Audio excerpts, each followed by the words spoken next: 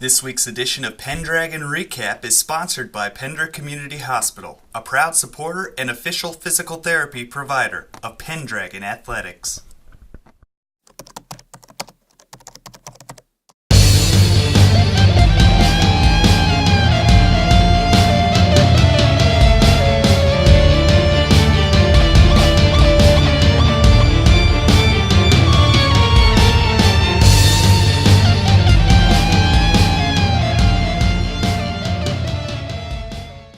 Pendragon High Wrestling coach Dennis Oliver competed in the East Husker Conference wrestling tournament this past weekend. Had two first-place finishes from Benny Oliver and Jacob C. Beatty, and I think Jacob staying undefeated was, a big milestone. But the win that probably meant more was probably Benny's. I heard he was sick throughout the week, and then he finally beat the Scribner-Snyder kid that's been beat him the last two times. So that win had to be a big one. That was a big win.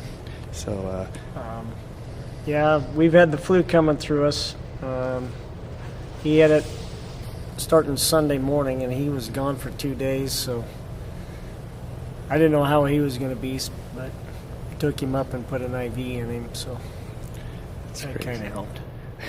That's crazy that, I don't think that had anything to do with him winning, but it seemed like he was determined, having been beaten the last two times by the same guy. He finally got over the hump and getting a first place victory, a conference title over this guy, and he'll probably meet up with them again, I would assume.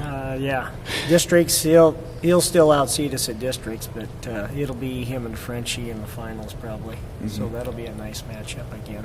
And Jacob C. Beatty, 34-0 now. He continues to be unbeaten on his way to his hopefully a fourth straight state title. Talk about his performance, the other first place finish.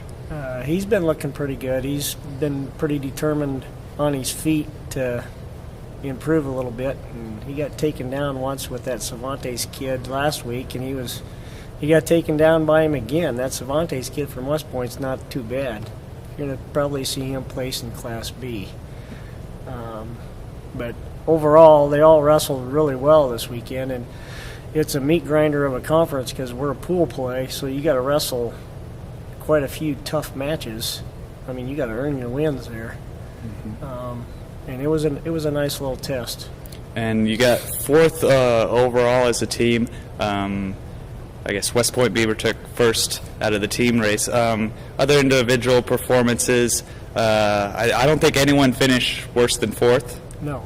So everybody placed in the top four. Good in that aspect as well. I think Mark Dunn, you said he had one more chance against the Madison kid. That Battenhorst just wasn't able to get it done this time either. He's an aggressive little thing. He just keeps coming at you. Yeah. And he'll be hard to beat in Class C. Mm-hmm. So was this the kind of team performance that you expected from them at conference? When we went in, that's about, there's a couple matches in there that we should have won back and forth. But other than that, it turned out about where I thought we were going to be. And what's next for the team? I believe you have the Bergen duels. Yeah, it's a little tune-up for the district meet. We got a couple duels with Fremont, UTAN, Lincoln JV team, and Columbus SCOTUS. Columbus SCOTUS has got a nice little team. Mm-hmm. It'll be nice and easy.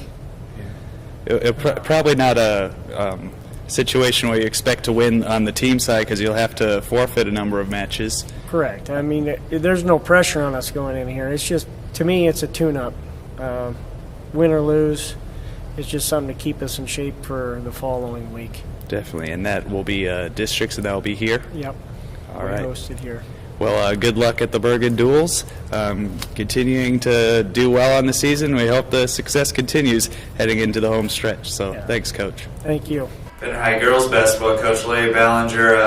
In the midst of the East Husker Conference tournament, you've knocked off Logan View, and then on, I guess, last night or Monday, you knocked off another team that kind of gave you a challenge in North Bend Central. Kind of looked a little, at least from the stats, it wasn't your high-scoring quarters. It looks like they gave you a little challenge, and the starters saw a lot more time than they're used to in this conference tournament. So talk about the challenges that this tournament has given you so far. Now you're going to see, of course, different teams that bring different avenues of the game. North Bend plays really good defense. They don't have a whole lot for offense, so they got to rely on their defense, and they play really good defense and play a half-court game and very methodical in their offense, and they want to slow the tempo down. They want to keep the game in the 30s. It's a high point for them, to give them a chance. So every time they got the ball, it was very methodical in what they ran for an offense, and very, very slow game. And we could never push the tempo. It didn't seem like we started out fairly quickly and got 6 points, and then after that it was just a struggle to get points, and we just didn't handle their defensive pressure very well out front. So that's something we got to learn and move on from there. It seemed like I think you made like 11 attempts from behind the arc, but you only got one. So a lot of the points came in from your bigs. Maggie and Paige had the highest points tonight. You only had 4 girls that got point totals. Yeah, we only had 4 girls that scored, and that's usually not a good case. A good situation to be in. So. We got to work on some things, and we'll work on some shooting, and we had been shooting the ball pretty well. We're just very uncomfortable with the pressure that they put out on us, and so we got to mature and grow and work from there and get better to look for our shots, dribble penetration, and things like that, because we were very stagnant out front, I thought. Now on Thursday you'll have Stanton in the semifinal. Faced them once this season at Stanton here in your own gym, playing against them. It looks like it favors your team, but definitely can't count them out. No, Stanton's on a roll right now. I think they've won 8, 9, 10 in a row or whatever it may be, and they're playing really good basketball. They beat Boone Central about a week ago, so they're playing good ball and they're playing inspired ball. So it's going to be a good matchup, and more likely they'll play zone, so we'll have to shoot our way out of the zone and take care of the boards. I know you're not looking past Stanton, but should you get past them, look into the championship on Saturday if you get to it. Who would you like to see in that other game? It really doesn't matter. I mean, it's right now it's one game at a time, and whoever the opponent is, you got to prepare for them the best you can. And right now it doesn't matter. When you get down to the Final Four. Each team is there for a reason, so you got to treat each one with respect and get after it.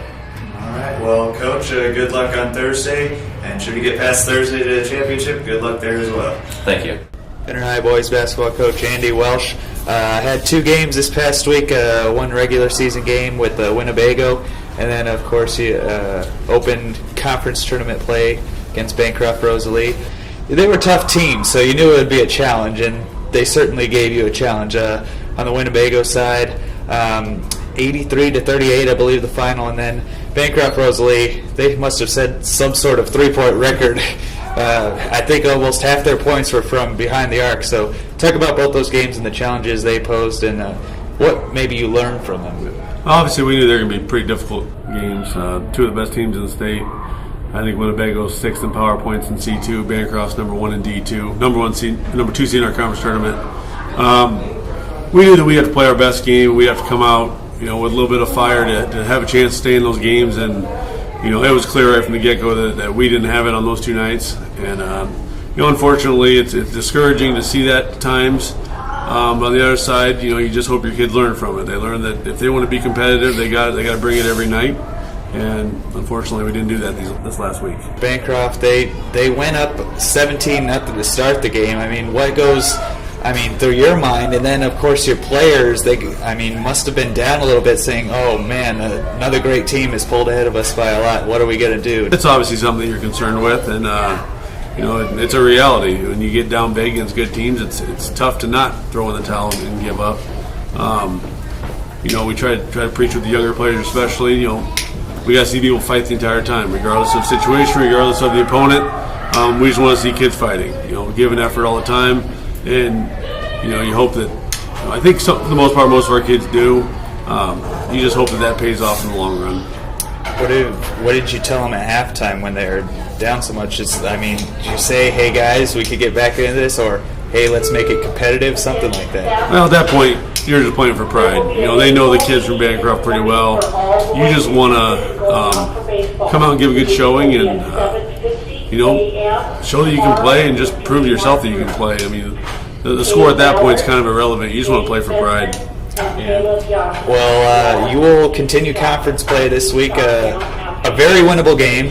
Logan View is actually the 16th seed, so 15 and 16th seed, they don't have a win on the year, so they'll be anxious. They probably think, you guys only have one. This might be their best chance. So you expect a very competitive game against them? Our kids got to be ready because we know that we're going to get everything Logan View has. Like you said, they see us as a win for their schedule, and we got to be prepared for that. And if we play like we did this last week, we'll be in trouble. We need to come out with some intensity. And that game will be 7:45 on Friday. And where is it going to be at? In Takema, the highest seed in that little part. So, well, Coach, hopefully you can pick up that second win. Should be a very tightly contested ball game, and I look forward to hopefully coming out with a win, and we'll see what happens. Okay, nice.